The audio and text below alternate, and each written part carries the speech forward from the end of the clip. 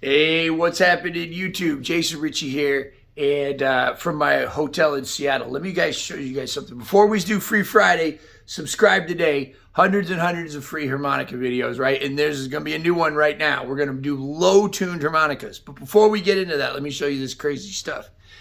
So check this out. These cats right here. Oh, wait. These cats right here, down here, these are window washers. And I just watched them wash all these windows all the way up to there. All right, let's get into Free Friday. So here's the harmonica case. Low-tuned harmonicas. Here's one. Now this one is a low D made by Tom Halchek. It's a Marine band. And, you know, a lot of people have been asking me to make a video on low-tuned harmonicas, how to play them, what to do. So the reason I haven't done it yet until now is because, well, I mean, you sort of play them the same way you would a regular harp. But there are some cool things that they kind of do better, like or that they make you want to do more, and they kind of sound better because they're resonant. Now, I've seen a lot of people writing online saying, I prefer low tuned. I no longer play a regular D or a regular F or a regular E flat. I play all low tuned harmonicas. Now, I don't get that. I don't understand that. I think that the regular D, here we go.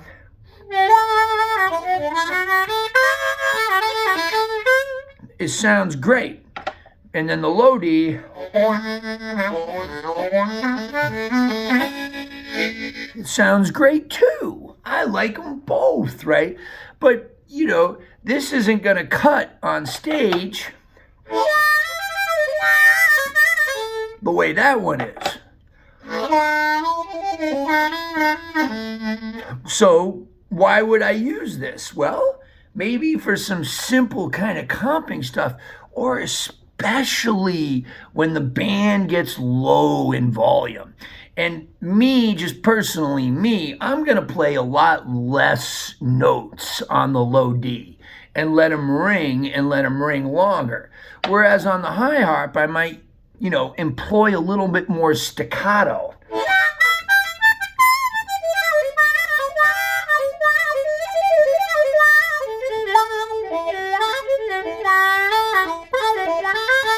Whereas on here, I might play more like,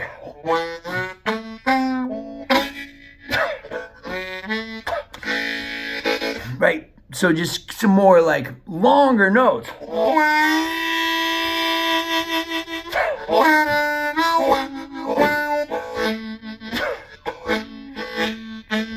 Just kind of that kind of stuff, right? So it influences the way you play. A lot of people say, oh, well, gear doesn't matter. You know, it's all about the player. Now, that is true, okay? But sometimes gear can influence you to do things that you wouldn't normally do. A pedal, a microphone, an amp, a harmonica could actually make you start doing stuff that you've never done before. It sounds different, so then you start thinking different because of the way it sounds. So let me show you some cool stuff we can do on a low D, or a low F, or a low E flat, or a low C. Now they go all the way down to double low C. Now the only harps that I have in my case, we'll pull them out today. We'll go through them all. I got a low E flat, which is fun for B flat, second position, or for third position. And I have a beautiful low F here by Richard Slay. All right, so let's talk about it. Here we go. So one of the things that I like the most on the low harmonicas is to use some chords. Let me get rid of this light here. That's way better. Sorry about the beginning of this video. Just so Okay, so I'm just inhaling and then exhaling and then inhaling. So I'll go like this. I'll go like this for inhale and that for exhale. Wait, let me find an easier way. Yeah, this, inhale. Inhale, exhale, inhale, exhale. Thanks for putting up with me. Hey, yo, if you're just tuning into Free Friday, most of my videos are at home and are edited a lot better than this. But I'm on the road. Right now, I'm on the road with Mark Hummel, Lee Oscar, Andrew Alley, who's wonderful, Kenny Neal, who's incredible, Chris Kane, Bob Welsh, Randy Bermudez, and June Core, the drummer, right? And we're out here doing Mark Hummel's tour, right? And I just got off that Blues Cruise boat, and so anyway, that's why this video is a little train of what do you call it? Stream of consciousness, right? It's a train of consciousness, my friend. All right, here we go. So inhale. Simple lick like that. Now, if I tried to play that on a regular D, it wouldn't sound as good.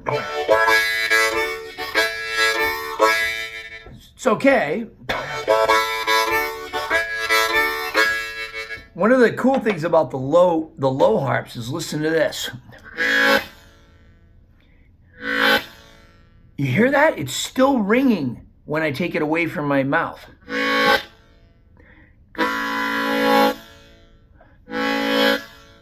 Listen to this one. So that resonant quality really is nice.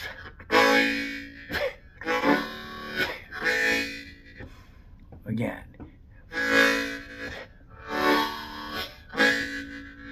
Just beautiful.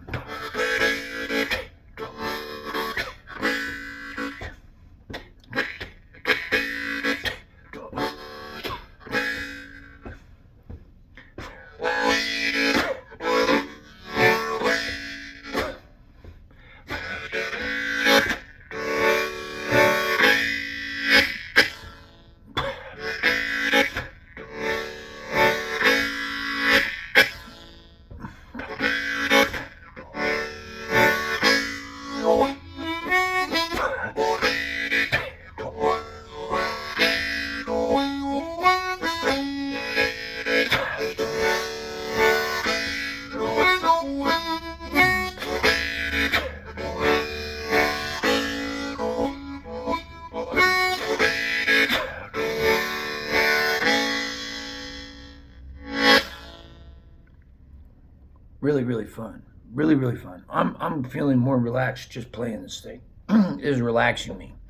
So that lick I was doing, I'll put it down here. It's 3 draw, 4 draw, 5 blow, 4 draw.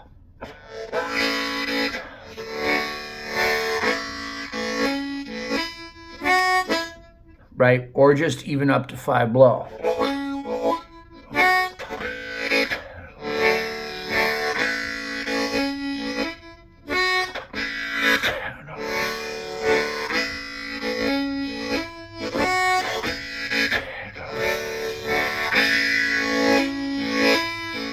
Now you can hear I'm tongue blocking these single notes. So it gives that extra beautiful chord. You know, you got these big beautiful chords down here on this low D, and you're gonna want to use them, right? So now I can do that same lick backwards, right?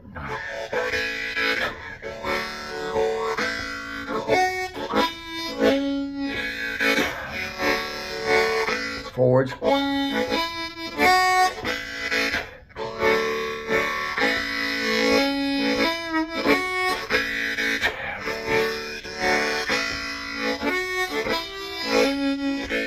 So that's just a 1-chord vamp. Now look, there's anything that you can play on this. If you have the facility, you can play it on this. So I could just do, you know,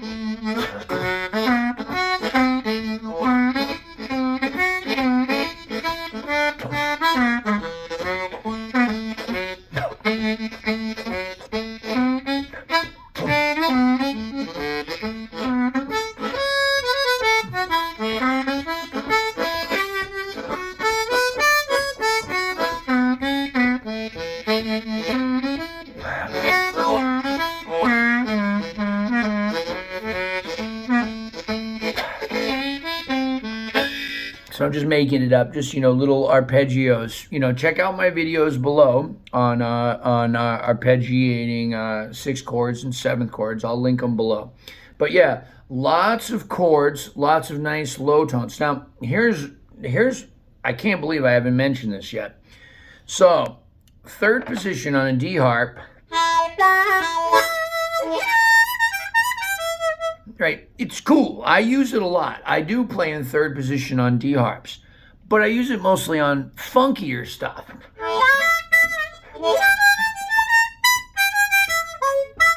I'm very Adam Gusso influenced in my high harmonica, my higher tuned 3rd position playing. That funky thing song of his just changed my life.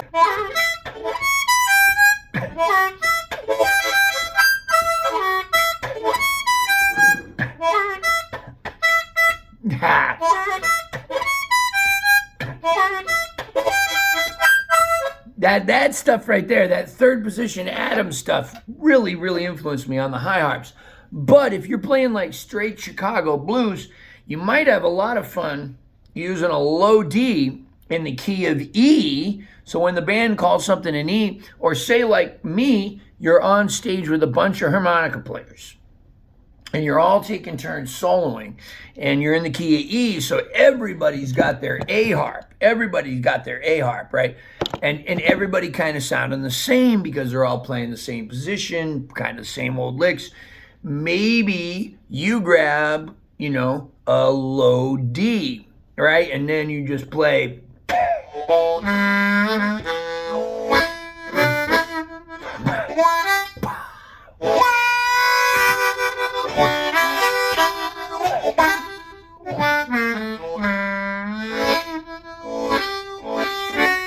Right, that's kind of that cool stuff. Or the top octaves. Nah.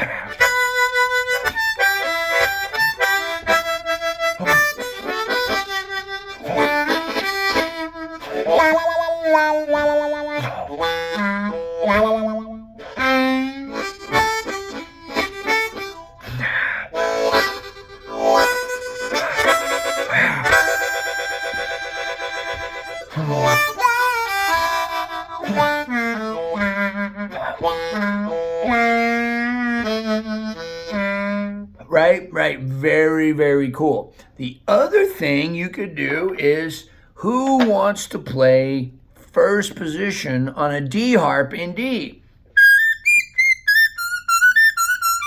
Now, even I tell you all the time, I like them both, right?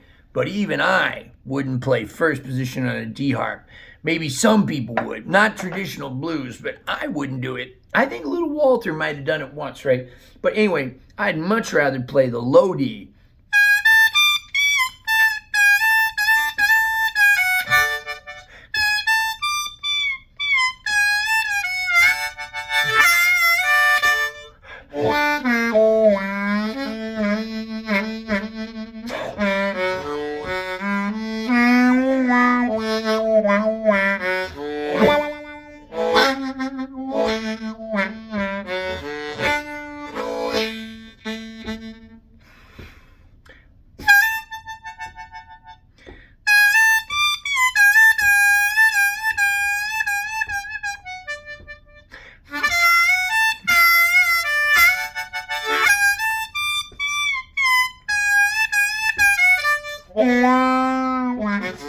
Anyway, cool, right? Cool stuff. So for different positions, you might find a low harp works best. You could play a low F, right? Oh yeah, I said we were going to play them all. A low F in first position.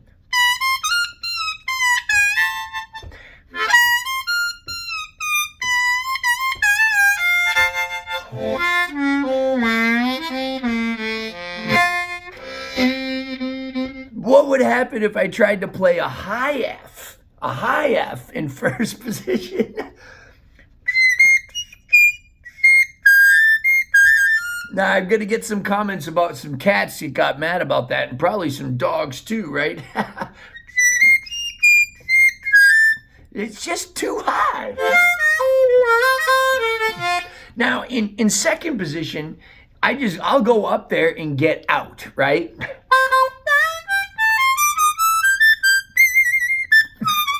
And I don't mind going up there and getting out. But in first position, you really want to kind of stay up there.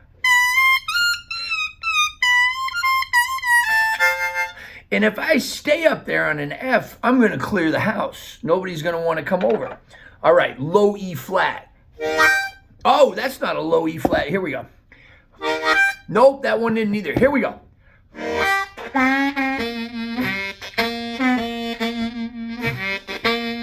All right, so yeah.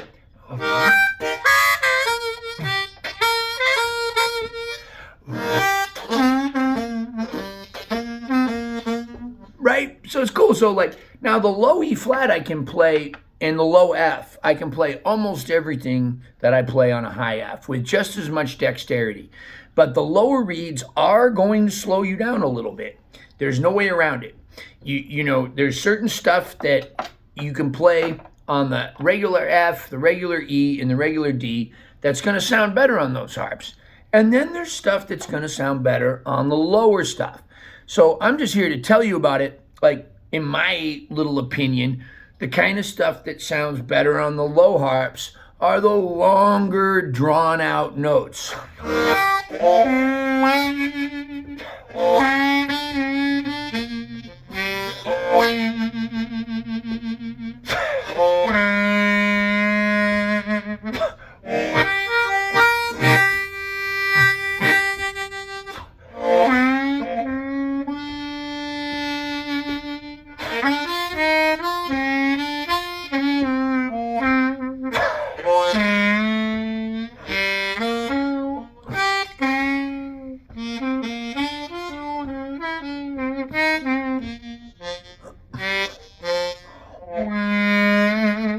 And I like to use the higher ones.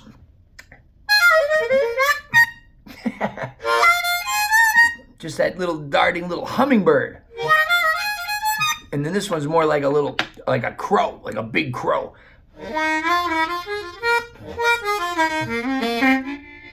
But I mean, if I wanted to, I could try to play fast on this, but it'd be easier, and I think it sounds better to play fast and staccato on the higher ones. And I like, personally, just me, to play the lower, longer notes. Really let the harp exhibit its robust, low nature.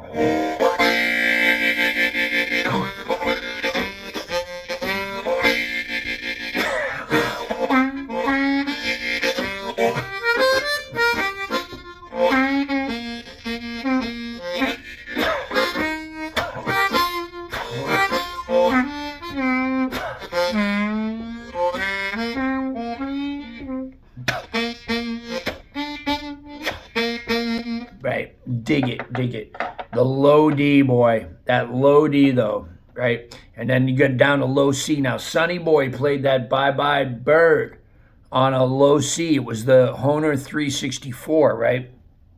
On that low C, he played it. And, you know, nowadays they have the same octave that on that 364, the same octave as a regular available low C. Now, look, Hohner makes the Thunderbird harmonica. Suzuki makes a harmonica too, a low-tuned harmonica. I believe, incidentally, Lee Oskar just came out with some low-tuned harmonicas. And I haven't tried the Lee Oskars. I know Seidel makes one too.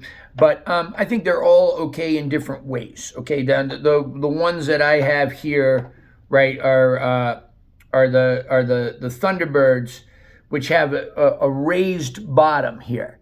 Now, the reason that that's raised, that's larger right here on the bottom, is so that the reed doesn't hit the reed plate. Now, I'm making it do that by the way I'm playing, but normally,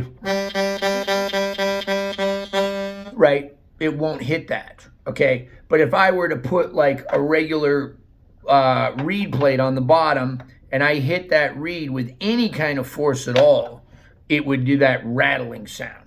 Funny enough, Paul DeLay used to use that rattling sound to make beautiful music. Right. He just, he had fun with it. He was so great, man. Paul DeLay, check him out.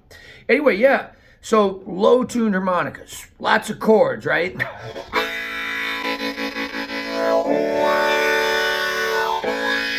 On my new CD, Behind the Veil, I use the low F, and I start the song off with nothing but beautiful chords.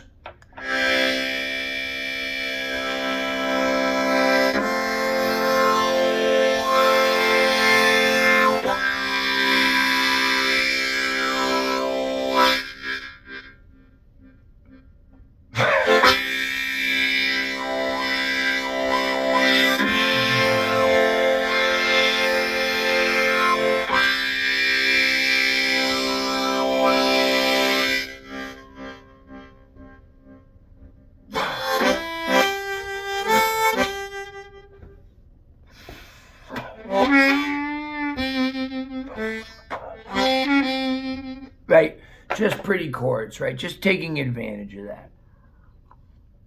Well, guys, I don't know what else to say about it. Use them in different positions where the harp is too high. So if you got a song in the key of D and you want to play first position, I would say low D is a better choice. If you have a song in the key of E that's like a shuffle or maybe a slow blues, and you want to play third position in E on a D harp, I would say low D would probably be better. There's always an exception to the rule. And maybe you can be the guy that in my next video I say, man, except for this cat, he did that. But you know, generally speaking, it's gonna, on a slow blues, you're gonna be playing longer notes in maybe less, right? So you want that big, nice, robust thing. So in different positions, particularly first and third, but also 12th too. So anytime, or you know, anyway, also all of them. Anytime you wanted to avoid playing a high harp that was too high, but you can still play the high harps and they still sound wonderful. E flats and Fs and Ds, and I would say even F sharps and high Gs. They all have their place in making fun, exciting music. It's just how you play them. And I'm just giving you my experience. I like to play them with the shorter,